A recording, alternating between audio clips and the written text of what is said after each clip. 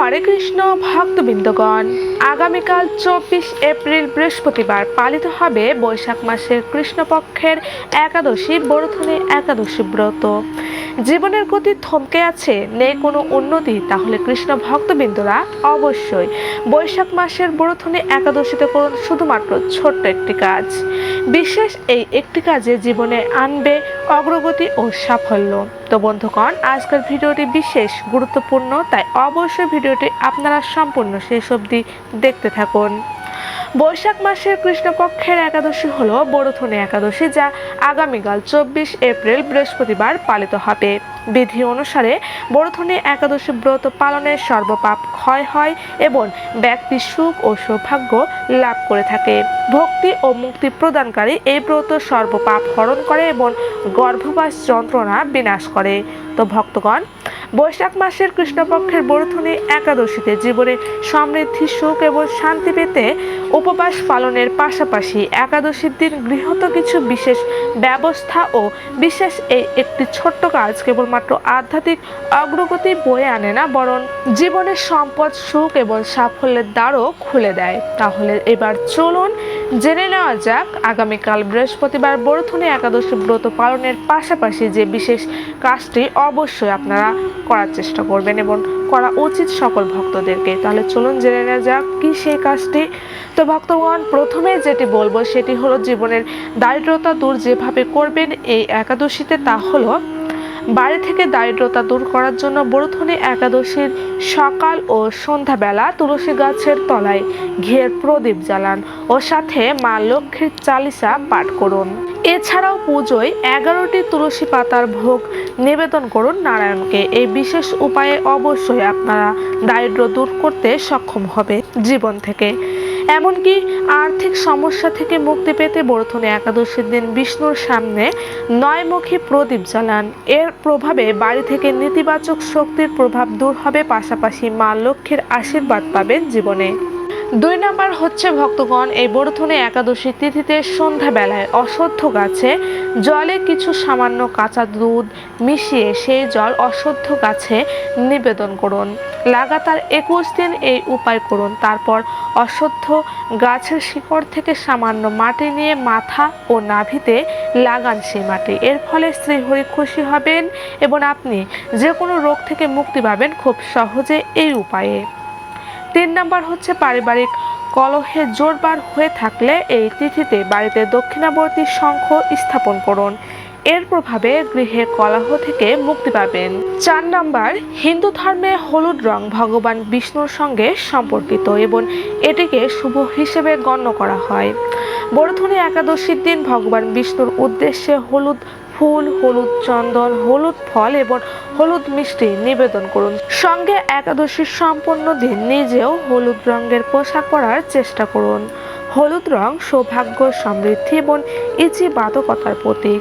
এই দিনে হলুদ রং ব্যবহার করলে একজন ব্যক্তি ভগবান বিষ্ণুর আশীর্বাদ লাভ করবেন এবং তার জীবনে সর্বসুখের আগমন ঘটবে।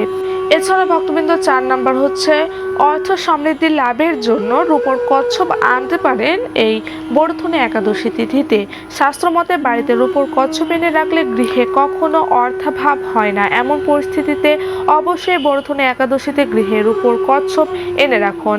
একটি শুদ্ধ পাত্রে জল দিয়ে তাতে সেই কচ্ছপ রাখবেন এবং প্রত্যেক দিন নিত্য পুজোর সময় সেই জল পরিবর্তন করে পুনরায় নতুন জল দিয়ে পূর্ণ করে এবং একটি তুলসী পাতা দিয়ে দেবেন এবং নিত্যদিন পুজো করবেন। এবার সর্বশেষ হলো এই বরথনী একাদশীর সময় তুলসী মাতাকে লাল রঙের কাপড় নিবেদন করুন। এতে আপনার জীবনে ধন সম্পত্তি ক্রমশ বাড়তে থাকবে, কমবে না, বরঞ্চ বাড়বে। জীবনের যে কোনো কাজে দ্রুত সফলতাও আসবে এই উপায়ে। কোনো কাজে আপনি পিছিয়ে পড়বেন না, আর্থিক দিকে খুবই লাভবান হবেন আপনারা। এমনকি বিশেষভাবে শ্রীহরিকে নিবেদন করুন 11টি তুলসী পাতা এই বরথনী একাদশীতে। এতে আপনার দাম্পত্য জীবনে যে কোনো সমস্যা থাকলে বা বিয়ে সংক্রান্ত কোনো সমস্যা থাকলে তা থেকে খুব সহজে মুক্তি পেতে পারবেন এই উপায়ে। তাই অবশ্যই বরথনী একাদশীতে ভগবান শ্রী বিষ্ণুকে নিবেদন করবেন বিশেষভাবে এই 11টি তুলসী পাতা। তো কৃষ্ণ ভক্তবৃন্দগণ, এই বিশেষ কাজগুলির মধ্যে অবশ্যই যে কোনো একটি আপনারা এই বরথনী একাদশীতে করার চেষ্টা করবেন। অবশ্যই কিন্তু আপনারা এতে ফলও পাবেন। তো ভক্তগণ, এই বরথুনে একাদশীর সারাদিন আপনারা তুলসী গাছের সেবা পূজা করবেন, তুলসীতে জল দান করবেন, তুলসী বীজ রোপণ করবেন, সবার সঙ্গে ভালো আচরণ করবেন এবং বিশেষভাবে এই একাদশী ব্রতটি আপনারা সকলে নিষ্ঠা ও ভক্তির সঙ্গে অবশ্যই পালন করবেন। এমনকি ভক্তবৃন্দ, এই একাদশীতে অবশ্যই আপনারা গরিব দুঃখস্থ ব্যক্তিদেরকে অবশ্যই সাহায্য করার চেষ্টা করবেন এবং ভক্তিপূর্ণময় কাজগুলি অবশ্যই বেশি বেশি করবেন। কারণ যত ভক্তিপূর্ণময় কাজগুলি আপনারা এই একাদশী তিথিতে পালন করবেন, ততই কিন্তু আপনারা ভগবানের প্রিয় হয়ে উঠবেন। তো ভক্তবৃন্দ, একাদশী দিন অবশ্যই সকলেই ঘুম থেকে অর্থাৎ ব্রাহ্ম মুহূর্তে ওঠার চেষ্টা করবেন এবং বিষ্ণুর পুজো করে উপবাসের সংকল্প নেবেন।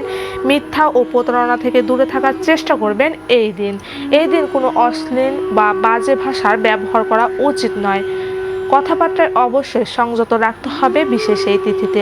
এবং ভক্তবৃন্দগণ, একাদশীর 3 দিন আপনারা সকলে আমিষ খাবার ত্যাগ করে শুদ্ধ নিরামিষ খাবার গ্রহণ করবেন। তো ভক্তবৃন্দগণ, এবার আমরা জেনে নেব এই বরথুনে একাদশীর অপূর্ব মাহাত্ম্য কথায় কি বলা হয়েছে। তাহলে চলুন জেনে নেওয়া যাক বরথুনে একাদশীর মাহাত্ম্য কথাটি। বৈশাখ মাসের কৃষ্ণপক্ষিয়া বরথুনে একাদশী ব্রত মাহাত্ম্য ভবিষ্যত্তর পুরাণে যুধিষ্ঠির শ্রীকৃষ্ণ সংবাদে বর্ণনা করা হয়েছে।